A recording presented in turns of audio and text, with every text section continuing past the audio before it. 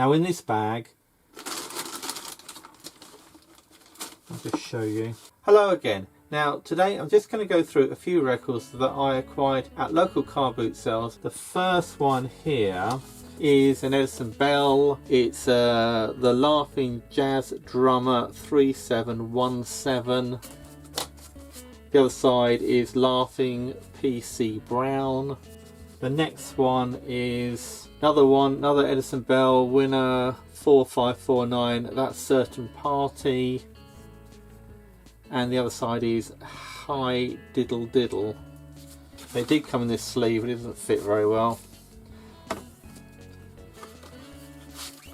Now this one's a bit unusual. This is a Pathé Perfect label. Now when I first saw this I thought it was an American label. I think there is a Perfect label in America. I think I might even have one. But this is a Pathé label which was around for a very short period of time apparently. Anyway, that's I'm going back to Imanzas and Me and Jane in a Plane. That's P330. Another Edison Bell here. This is Abide With Me and Rock of Ages. Tom Kinneber, and I think I've got him singing Auld Lang Syne on I'm not sure what label, not Edison Bell. Anyway, this is 2103. The label's not the earliest, but the catalogue's fairly low, so that's probably a fairly early record, or fairly early recording I should say. Now one of the stall holders let me have a few empty sleeves as well, so that's quite nice. I mean, it's obviously got tape on it, which isn't great. These songster ones are quite fun actually. Well, sort of about as much fun as a sleeve can be really. Anyway, they've got gramophone hints on the back. So this is gramophone hint number 5. Don't leave your records uncovered when not in use. They should be kept in a record envelope, etc, etc. This one here has got gramophone hint number 4. Don't move your gramophone from a warm to a cool room or into the cold open air. Quite a nice sleeve actually. That's in slightly better condition. This one, I won't take, yes, okay, I will take that out. Poet and Peasant 3488, another Edison Bell. There were a whole pile of Edison Bells on one stall. And yeah, that's part 2. Now this one here, this is Sabbath Morning 4105 and the Glad Morn. Now it's a higher catalogue number, but the label I think is slightly earlier because it's still got the horse on it. It says, interestingly enough, it says with bell effects. So that'd be interesting to listen to. Another empty sleeve. Now this one, as well as having a nice sleeve, it's a bit grubby. This is an Octocross record. Now apparently there was some sort of dispute between cinema owners and the record companies in the 1930s in the UK, and one of the results of that was that these Octocross records got published, which basically meant that small cinemas could access music cheaply without having to pay to use like proper normal release 78s. When editing this video I realised that I'd seen the Octocross logo somewhere before, and a quick hunt around turned up this sleeve, which goes with the record very nicely. By the way, if you are enjoying this video, then please give it a like so that I know and that YouTube knows too. Thank you. This one says sample record not for sale.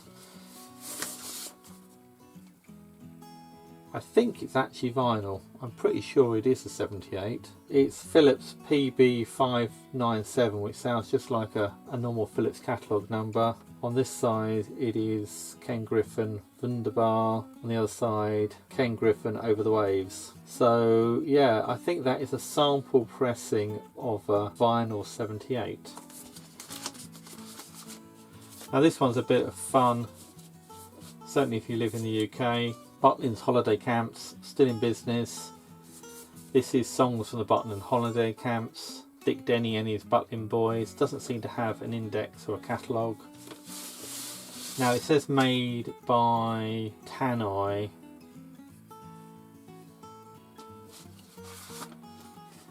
But I don't think they actually pressed it. I think it's pressed at one of the larger pressing companies. I'm not quite sure which one, but that's quite nice. Nice sleeve, nice record as well. This is a nice single-sided. It's Master's Voice. This is Mr. John McCormack. I Hear a Thrush at Eve. Maybe not the most exciting content, but it's in very good condition considering I think it's probably like 110 years old. So pleased to pick that one up. Now in this bag,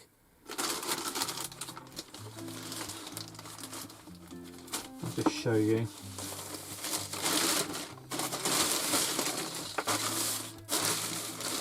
It's a record album. Get it the right way around. Now it's in very poor condition. And to be honest, I'm not desperately keen on keeping the album itself. I didn't really want the album. But inside are a few interesting bits and pieces. This is actually the Eastlight record box album, which holds, I think, 12 records. So what I'm going to do is I'm going to take the records out and not put them back in.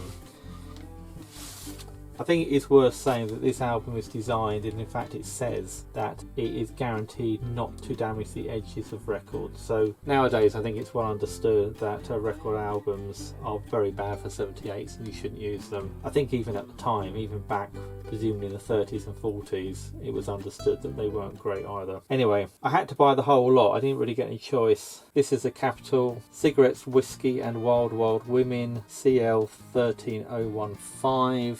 That doesn't interest me. I mean, it might be quite good, but it's really not what I go for. This one's broken. Spring will be a little late this year. Gerardo and his orchestra. I'll probably keep that as a test record. I mean, you can play a bit of it.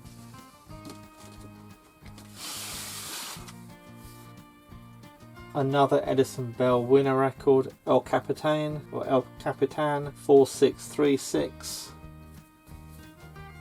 And Colonel Bergie. That's quite nice.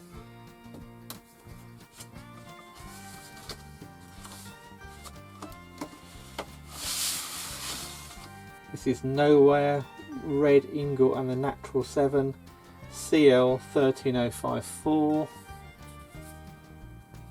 And For Sentimental Reasons on the back. Yep, don't go for that sort of record. It's too late for me really. And this one too is not really what I was after, but there are some other good ones in here, which is why I bought it. We'll get to them in a minute. Decca F7363, the Chisholm Trail, the Yellow Rose of Texas. I mean, actually I suppose that's could be worse. Cowboy's Dream, the Strawberry Roan. Don't know that one.